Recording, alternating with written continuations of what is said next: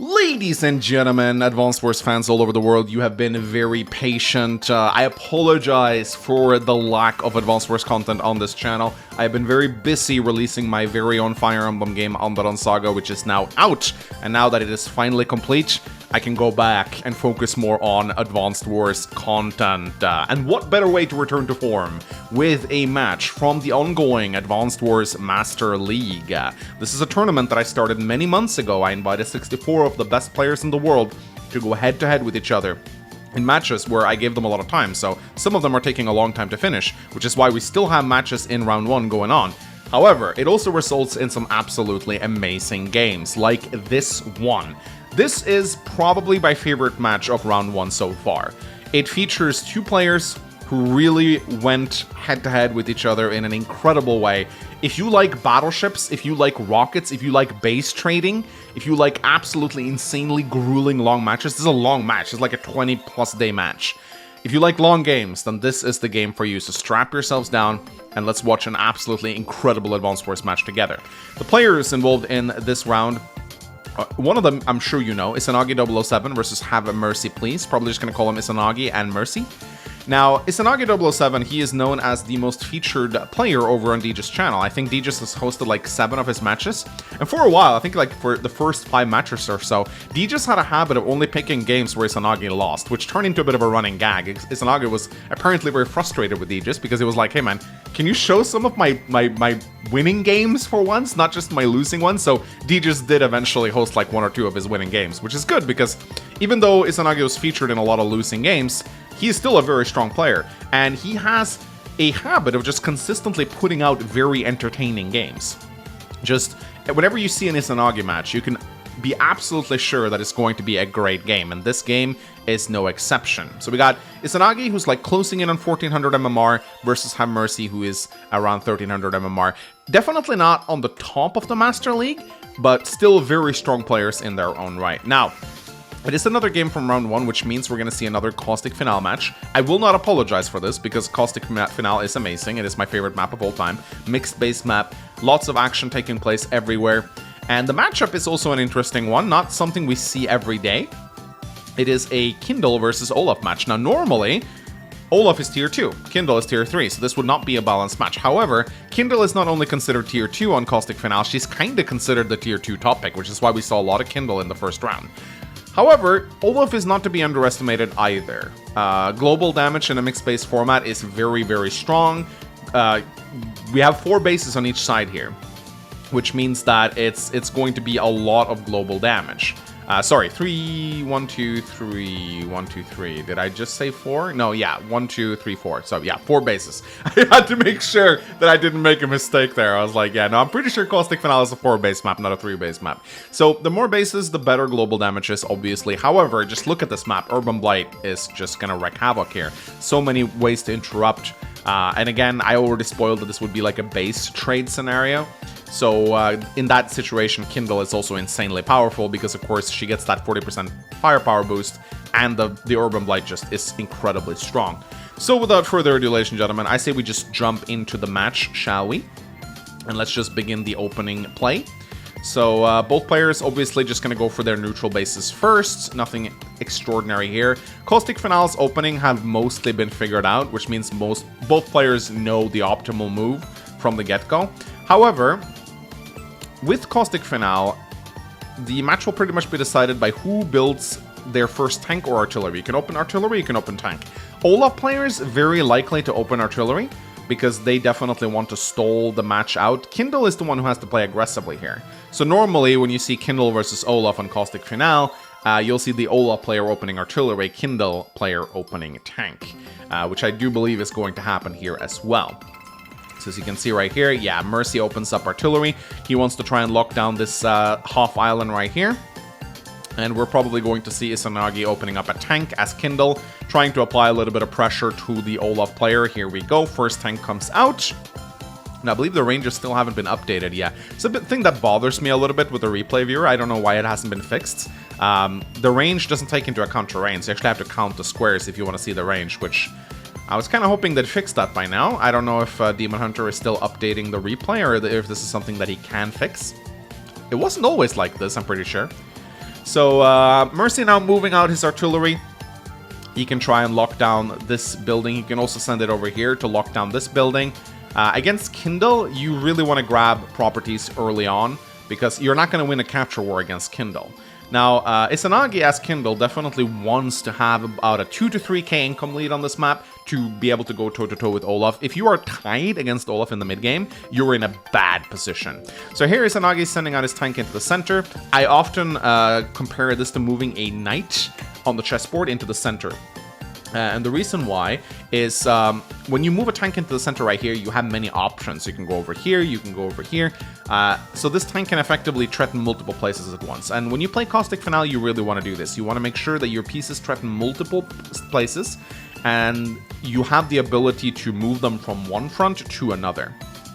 Now, Izanagi opens up an artillery here. He kind of has to, because it is the only way that he can utilize all of his bases. You can see right here he has 9k, so he couldn't build a tank. If he built a tank, he would have to base skip, and you never want to base skip an advanced force. You always want to produce something with your bases. So artillery and 3 infantry it is.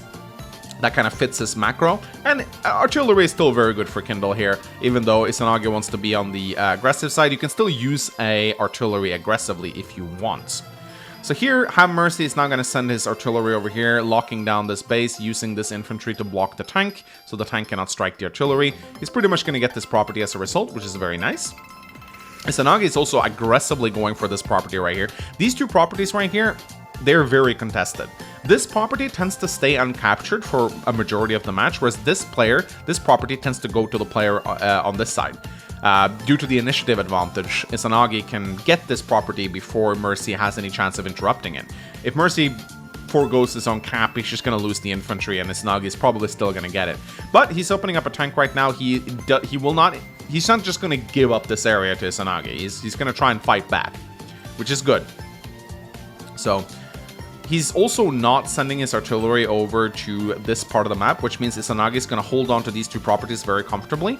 And it's going to be very hard for Mercy to attack into this. Kindle is very strong in the corners on Caustic, because, like, how are you going to attack into Kindle infantry on cities? It's just not possible. You're going to lose that engagement unless you, like, massively outnumber her. So both players just going to continue capturing. Izanagi sends his artillery in. He's now locking down both of these properties right here, which is very nice. He's probably going to get both of them. Maybe we'll see if he's able to get this one. I have my doubts that he's going to be able to get it. Another artillery from Izanagi right here. He could have built a tank. He actually had the income to build a tank and 3 infantry. He got 10k in the bank. So he could have built tank, 3 infantry. But instead, he decides to go second artillery. I would guess to try and not let Mercy have this area right here. He's going to try to apply pressure here. He's going to try to apply pressure here. Artillery are incredibly strong on Caustic Finale. So I think this is probably a smart thing. Izanagi now sending his tank down here, joining up with this artillery. Looks like he's going to try and apply a little bit of pressure to this property and maybe even try to go for the harbor or interrupt the harbor. Again, this is where Kindle is at her most devastating, like in the capture battle. Now Mercy takes out Izanagi's infantry right here, but Izanagi got the property, which is what he wanted, so it's not really going to be a big problem for him. Mercy now opening up another tank. He sees the attack coming, like the knot is starting to tie around here. Kindle can sneak up on you very effectively, and like she can very easily take out this base. Don't underestimate her ability to base to blast through your walls due to that urban blight. So Mercy here actually decides to attack due to not having a comm tower. He has no choice. He has no chance of one-hit KOing, but he does have a numbers advantage here. 4 infantry, 3 infantry, 1 damage against 2. So Izanagi will be forced to put some infantry over here, which means that he cannot interrupt this cap down here, which is pretty smart. So Mercy taking his wins where he can. Let's see what kind of response Izanagi has to this. Izanagi now goes for his comm tower. And now, actually, it looks like Mercy has just given up the city right here, which is a city that is normally very hard to take. Izanagi he kind of just served it up to Izanagi on a silver platter. But as you can see right here, this is why Kindle is so hard to fight. Look at this, like, the firepower that she has on those properties, just incredible. Very hard for Mercy to be able to do anything against this. So Izanagi now, really, you can tell that Izanagi has its sights set on this area of the map right now. This is probably where the major conflict is going to happen. And Mercy needs to be very careful here because this base is kind of cut off by this river. So it's very easy for Kindle to isolate the base, target it, if you get a single artillery in your range of that base, it's GG. You're not doing anything. You're not going to be able to stop that. And then your HQ is very exposed as well. So this attack right here, it can get dangerous very fast. And Winter Fury is still many days away. It's not going to save you. So Mercy has to rely on proper positioning and not overextending and recognizing the attack before it happens. You need to recognize that there's an attack happening. However, he is diverting some forces over here. He senses weakness here. There's like 2 easy properties for him to pick up here. Also, any tank that he's able to divert away is good because that's one less tank that he has to deal with over here. So I do like this attack over here from Mercy. It's definitely, he's recognizing that this is where he needs to focus on. He's also sending a infantry over here to recapture this property. I think he's probably going to be able to get it. Let's see what happens. So he's moving out very aggressively right now, sending his tank out into the open, despite the fact that Izanagi has 2 artillery coming in on his position. Interesting play by Mercy right here. Let's see if Izanagi pounces on him or not. I like the combine here. These 2 infantry are dead on their own, but by combining them together, they stand a bit more of a chance. So I like this a lot. Izanagi finishes capturing these 2 properties right here. He has a 2k income lead right now. Let's see if he decides to go for the attack. Has his comm tower now, that 10% firepower boost. It's pretty nice. He goes for the attack. He has 2 artillery to back it up. And look at that. That is what makes Kindle very scary. This artillery right here on the city. 40%, 50% with the comm tower. That artillery can one-shot infantry. Very scary. So Izanagi is smelling blood right now. He's probably going to lose this property back to Mercy, but it seems like he isn't terribly bothered by that. Builds another artillery and a tank. So we can already see this is a powder keg waiting to happen right here. This is gonna blow up pretty soon. Mercy now wants to get this top left property back into his control. And yeah, actually kind of attacking Izanagi's flank right here. Izanagi's diverting all of his attention on this area of the map, which leaves him open. This is why I love mixed base map. You attack one location, you leave yourself exposed in another, which results in matches with a lot of swings back and forth, which is what I find the most exciting in Advanced Wars, which is why I love mixed base. I think they produce by far the most interesting games. So Mercy here is happy to trade tanks. He wants to fight in this area away from any properties where Kindle's firepower bonuses are neutralized.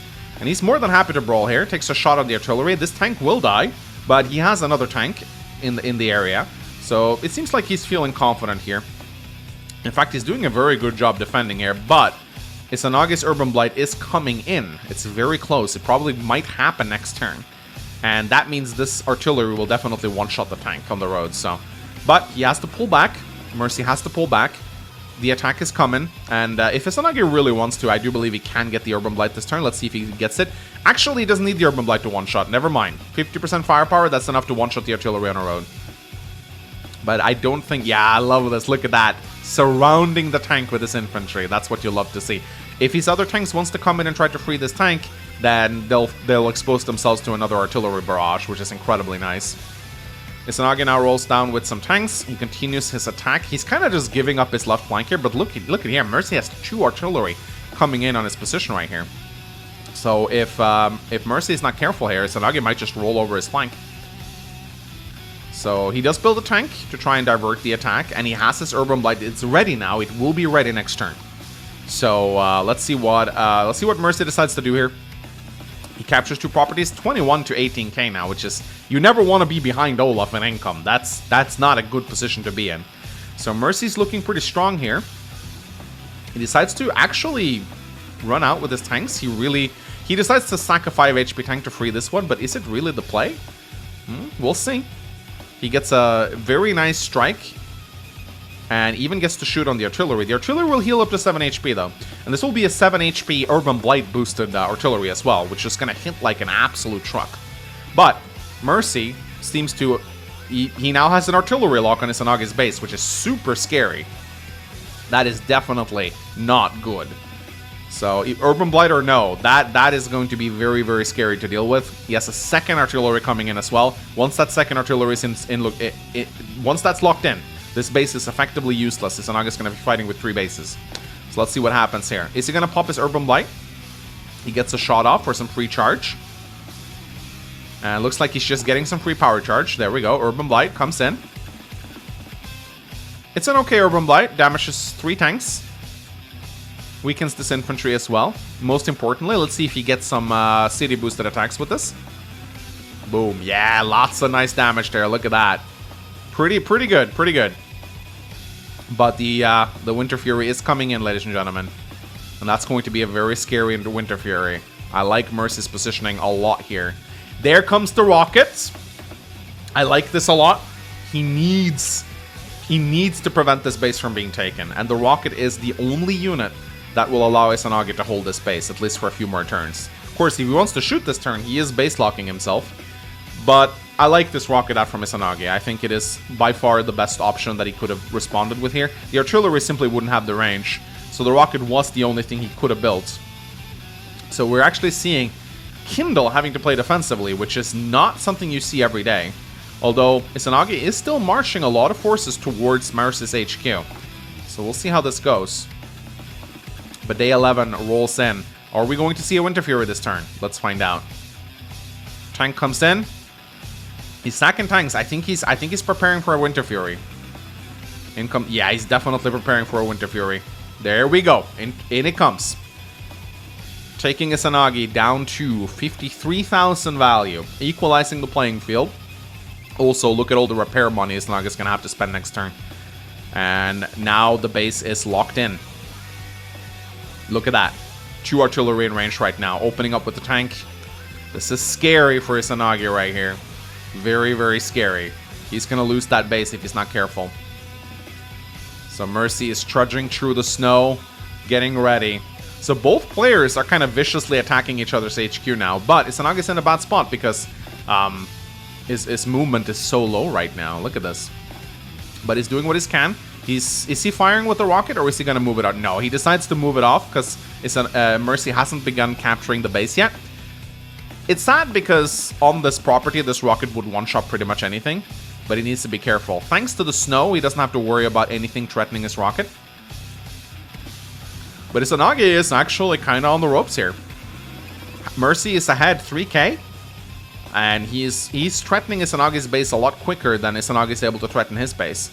Mercy's base are still wide open, and they're still producing units, whereas Izanagi can only really produce infantry in this base to stall right now. And all those infantry that he produces are going to be taken out. Day 12 rolls in for Mercy. Let's see what he decides to do with this attack. This rocket is a bit problematic, but he can only shoot once per turn. Is he going to try and cap? He has to, obviously. Even takes a shot with the infantry, reducing the rocket to 9 HP. Hey man, every bit of firepower you're able to shave off that rocket is a good thing. Every bit of firepower you're able to shave off that rocket is going to help you out. So Mercy now moves in. He needs to make this attack work, but he also needs to be careful. He's building a lot of tanks. I would maybe like to see some mechs out of Mercy at this point, because Izanagi is threatening him with a lot of tanks. Mechs are actually really strong when defending here. It frees up your money to build other units, but he might not. It might be too late for that, so we'll see. But yeah, still having that double artillery. The artillery isn't really doing a whole lot now, though. It is out of range of the rocket, but as long as this rocket is here, it's going to be tough for Mercy to do anything with this base. He's going to be continually be interrupted, and another Urban Blight is coming in, and that's going to make it a lot harder for Mercy to cap anything. But Izanagi is actually sacking tanks now. It seems he wants the Urban Blight right now. Yep, he wants the Urban Blight right now. And that's what he's going to do. Another Urban Blight pops in. And it's a pretty good one. It hits 3 tanks once again. It interrupts both this property and the base, allowing the rocket to shoot elsewhere. Or just, kill the infantry so he doesn't get the joint cap. That also works. And now Izanagi is actually tightening the chokehold on Mercy right here. He has the artillery, not quite in range of the base yet, but it's going to be there soon. So we're seeing a double base trade right here, ladies and gentlemen. Izanagi blocking the harbor. Continuing to build infantry, just stalling for time as much as possible. This artillery, sadly, not in range of the base. This artillery, I'd say, maybe a bit misplaced right now, because this artillery would love to shoot on this infantry. But Mercy is not letting up on his attack. He's continuing to push forward. And once again, doesn't really have any healthy infantry to cap with, sadly. But here comes the mech. This is what I was waiting for. Yeah, mechs are very strong in this position, because they're right up there, and they're only 3k. They effectively deal almost as much damage to tanks as other tanks, but they cost less than half. So very cost effective in this scenario. I would just keep spamming mechs if I was Mercy, and I think that's what he's going to do. He does build an artillery, another tank, and he actually base skips. So he's really going for it right now. The income has been equalized by both players, but Mercy is quite ahead in value right now. Of course, Izanagi is player 1, and he hasn't built units yet. So let's see what happens. But I am liking Mercy's positioning right here. Izanagi has a very solid rocket, though. But again, that HQ boosted artillery, man, can one-shot infantry on base, which is incredibly strong. But let's see what happens once the next Winter Fury comes in. Izanagi joining units together here. This is very smart to do against Olaf. One of the reasons why it's good to do against Olaf is lowering your own unit count is actually not a terrible idea against Olaf, because his Winter Fury deals more damage to higher your unit count in. Yes, so joining a couple units together before Winter Fury, actually not a terrible move. Ah, yes! Ah, yes! Ah!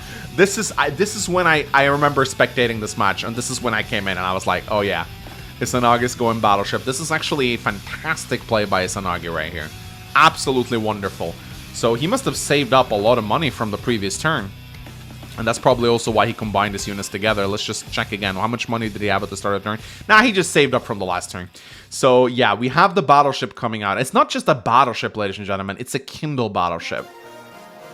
Now he was forced to skip an infantry from this base, which means that haveMercy is going to be able to capture it. But with this Battleship here, this pretty much signifies the end of Mercy's push, because this Battleship has 40% extra firepower. Or 50% if you count the comm tower. It's going to kill anything that's in range. So it's 28,000. It's a big investment on Caustic Finale. Keep in mind, both of these players' income is 20k. So a Battleship is more than one full turn of income, which is a lot of money to spend on a single unit. But it does completely shut down haveMercy's momentum. There is no way he can continue this attack right now. He has to pull away from the Battleship. And yeah, it's a great move. But he decides, despite that, oh, he was trying to go for the rocket. He was trying to go for the luck roll. 1 HP tank versus 1 HP infantry. Sadly, he didn't quite get it. So it seems he still wants to try and force the attack here. I don't know if I agree with this. But yeah, continuing to attack into a Kindle Battleship, I don't know if that's what you want to be doing. But I guess he has invested too much in this attack to let it fall. And he does still have a lot of units here. He's continuing his attack. The question is, can he continue attacking through the Kindle Battleship? Anti-air from haveMercyPlease. He has, so this is an interesting buy. Anti-air on Caustic Finale, despite the map not having a single airport. Well, it's the only unit that can wall break infantry on plains and forests. So it is an interesting buy. He needs to break through the wall to kill the rocket, so I like this anti-air buy a lot. I'm very surprised haveMercy continues to attack here. He could have put his artillery here to threaten the Battleship, but I guess he realizes that he probably won't be able to kill the Battleship anyway. So interesting maneuver from haveMercyPlease. Izanagi now captures this property back. He now has 21 to 19k. Again, still, you kind of want to be ahead of Olaf anyway. But let's see what happens there. It's a solid defense from Izanagi. I think he's going to hold this. Oh, his rockets and artillery are wreaking havoc on Mercy. But that Winter Fury is coming in. It's coming in quicker than you might think. It might happen next turn, depending on how much damage haveMercy takes here. So, and now Izanagi is actually threatening the comm tower, which is interesting. 2 tanks out of Izanagi here. He's feeling pretty confident that he's going to be able to hold this. Day 15 rolls in. Mercy is now kind of just continuing through Izanagi's territory. Yeah, he's giving up right here. He sees that this attack will not hold. He would love to try and kill the rocket. but it's probably not happening at this point. Yeah, he's doing a full retreat right now. But, ladies and gentlemen, even though Izanagi held this attack, keep in mind, he now has 28,000 invested into a battleship, which cannot move off these tiles. If the battle stops taking place here, then this battleship is effectively worthless. So that is 28k value that is just sitting there. However, these 4 properties are now hanging. This battleship can move over here, cover these 2, and help out any units that might attempt to reinforce here. So these 3 properties, Izanagi can get them back within 4 or 5 days. If he knows what he's doing, which he does.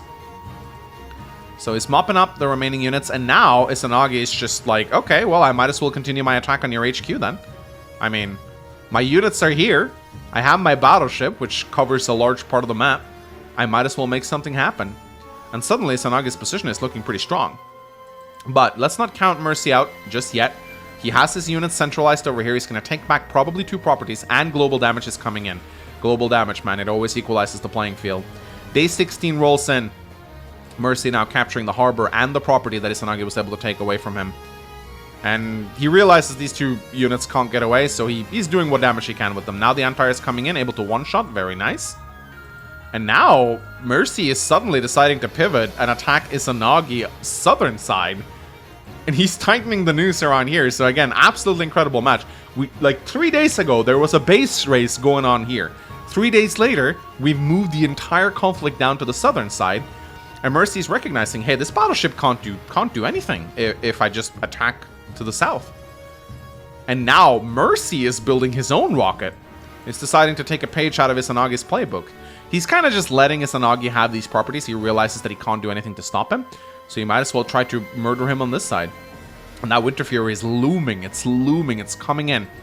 So, and if he can combine a push into Izanagi's southern side with the Winter Fury, that could be devastating. Of course, Izanagi now has a rocket locking down his base. So this attack better be good, because in a few turns, Izanagi is going to have a chokehold on Mercy's HQ. So again, this match is absolutely insane. Goes back and forth like absolutely crazy. And now Izanagi is building a medium tank. Very good buy here. He needs strong walling units. He realizes that attack is coming. Mercy is banking on the next Winter Fury to be the deciding factor here. He's coming in, threatening multiple properties right now. The Concave is closing in around Izanagi. Instead of sending the rocket down to assist in the attack, it seems he wants to use it defensively, which is a little interesting, but I guess he realizes that he needs to do something against the forces that are coaching on him. So, turns out he doesn't want to, like, focus everything on this side. He wants to defend his HQ as well, which I can respect that. But he is slowly moving his forces down too, so at any moment he could pounce on the south as well. Now Izanagi is going to go mop up some of the properties that are completely unguarded over here. He continues taking shot with his rocket. The rocket is actually low on ammunition. It has 1 ammo left. Izanagi actually needs to resupply it. Now Izanagi is blocking, and this is, yeah, this positioning from the rocket probably not the best. He probably wanted to keep it here, because now he can't really attack the tank on this side, which might be a bit of a blunder. Also, I don't know why Mercy just sacked his anti-air. It feels a bit wasted, if you ask me. It's not like this is just a free kill for the medium tank. So, bit of a weird turn from Mercy here. I felt like this, like honestly, this turn that he just did was very weak. Like I just want to take a look at it again, because it felt like he did a lot of mistakes here. So yeah, like he had this turn. He has an attack here. He has a rocket here, and for some reason that I don't really understand, he moved his rocket up here, which means it's not guarding the base. And he's also just like sacking his anti-air for no reason at all. Why would he do that? Yeah, why do this? Like, you take out, like, he's just giving away his anti-air on a silver platter. Weird turn from Mercy. I don't really know what he was thinking here. Seems like maybe he was a bit stressed, or maybe he had some kind of, like, I would have understood this if he had, like, an artillery here or something, but he doesn't. He just basically just gave away a free unit. Maybe he's wanting to sack units for Winter Fury? I mean, he's probably going to get it anyway, but yeah, this was definitely a bad turn for Mercy. Very bad turn. And now Izanagi's even pushing him back on the left flank here, because Mercy kind of stopped attacking here. So that leaves Izanagi free to actually branch out and attack. And if Mercy doesn't make something happen with this Winter Fury, it's going to be bad for him, I think. So let's see what happens here. Izanagi is still ahead, quite ahead in value as well. But day 18 rolls in, and Mercy clicks the Winter Fury button, bringing Izanagi down to 116 value. Let's see if he's able to do something here. He goes in, attacks with its tanks over here. Oh, he doesn't get the luck roll. That's unfortunate. I don't really think he's going to be able to take this comm tower. Now he's moving his rocket over here as well. Got to be very careful with that rocket, though. That rocket is a juicy target. And yeah, it doesn't look like he's able to punish that medium tank at all, but looks like Mercy has decided once again that he's gonna try and attack over here, but I feel like this Winter Fury wasn't really enough. But let's see what Izanagi decides to do. It does slow him down though, which is nice, but I felt like what Mercy really wanted here was to attack with a Winter Fury, not like a defense Winter Fury, but like an offensive Winter Fury. And here comes the Urban Blight. It hits a bunch of tanks and interrupts a cap, so decent Urban Blight right here. There we go. And Izanagi now is moving in on the left flank, picking up a lot of free properties. So in a couple turns, Mercy's going to be down quite a lot of income. So, and Izanagi he has this medium tank right here, which is a good defense on the city. What is Mercy really going to do? I mean, he's bringing down this rocket, but that rocket can be killed so easily if he's not careful. So I feel like Mercy's attack is kind of floundering a little bit here. Now he's placing his... Okay. Ooh, this is probably going to get wall broken. Yeah, he's on a road right here. This is scary. Yeah, if Izanagi moves in his tanks right here, he can... Yeah, this is very scary. What I think Mercy just threw that rocket. That rocket needed to be on a property or something like that, because... yeah, that's not going to hold it. He's putting a bunch of units in front, but that rocket, I am 99% convinced that that rocket is dead, because Izanagi actually has a lot of wall-breaking potential here. Let's see if he does it. So, Battleship comes in. Izanagi now starting to capture a lot of properties. This is going to get very bad. Yeah, here we go. He takes out the tank, uses the 4 HP tank, and yep, 7 HP infantry, not enough. Rocket goes down, and that is pretty much the end of Mercy's attack. That rocket was his only chance. Now that he's lost that, I think it's going to be downhill from here. But let's see what happens. Mercy does take back 2 properties, though, to his credit. Izanagi's going to take down these 2. But at least he gets 2 properties, which is actually not a terrible thing. So, you know, let's see. Maybe he can still make something happen. I mean, he is Olaf. Global damage is pretty good. But that rocket, man, that rocket was devastating. That rocket was devastating. He really didn't want to lose that. But let's see what happens here. Mercy now building a medium tank. Day 21 rolls in. Let's see what Izanagi is able to do. Capturing 2 properties, 3 properties, 4 properties right now. This is looking bad for Mercy.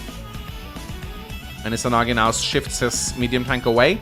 And once again is applying pressure to that northern base, which is in dire straits right now. Rocket and an artillery locking it down. This is not good news for Izanagi. Not good news at all. Or sorry, not good news for Mercy. But still, Mercy has a decent attack force over here, but to attack into Kindle properties, man, it is not pleasant. This rocket is basically useless. He might as well just use it as a wall at this point. Repairing it is probably not feasible. Mercy decides to pull back to his HQ right now for one last defense, as Izanagi is coming in for the coup de grace here. Another rocket. I don't think that's going to be enough. Izanagi just gets a free hit off on the tank. Yeah, Mercy playing a bit sloppily in these final days right now. And now the tank... Yeah, Izanagi knows that he's probably not going to attack over here. He's playing very indecisive. He's ping-ponging back and forth. I think maybe Mercy would be better off just all-inning on Izanagi and just trying to win. Although, again, base racing against Kindle just usually doesn't work. But Izanagi is playing very patiently here. He's like, okay, alright, you're defending your HQ. I think Izanagi is confident in his ability to win this game. So he doesn't feel the need to really... He doesn't really feel the need to attack into this. And keep in mind, while Olaf's superpower and global damage gets progressively better throughout the match. Keep in mind that there's also this thing called power fatigue, which means that every time you pop your power, it becomes 20% more expensive. This really starts adding up for Olaf, who has a very long power bar, because he's popped, what, 3 Winter Furies now? Or 2? I think it's 2 or 3. So that means that his Winter Furies are now starting to get so expensive that it's going to be longer and longer in between each one. So the sweet spot of Olaf, which I think is around day 18 to 20, it's starting to fade now. And now Izanagi is a lot more confident in his ability to win this game, so he's okay with this going to a stall. He's ahead in income. He's ahead in unit count and value. He's not that scared of the global damage anymore. But Mercy, once again, trying like one last attack on the south. I really don't think it's going to work, though. Because the moment he attacks here, Izanagi just goes for the juggler right on the HQ. And Izanagi has so many indirects, and now he's just going for it. His rocket is resupplied, and it's now covering the HQ.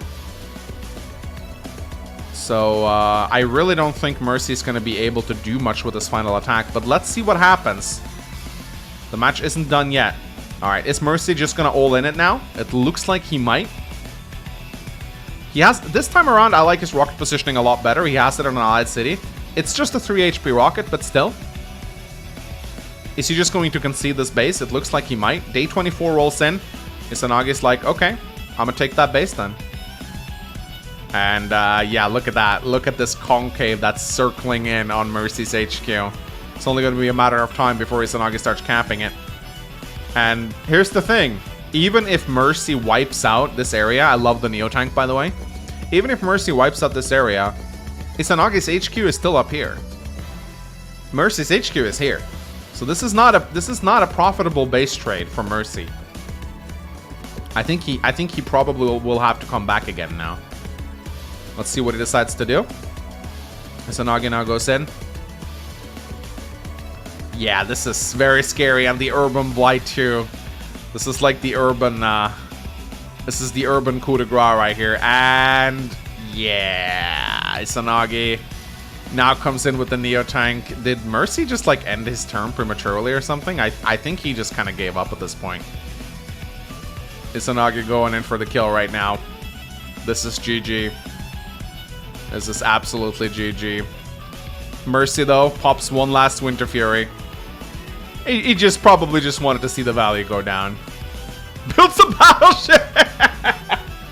I gotta hand it to him. I gotta hand it to him.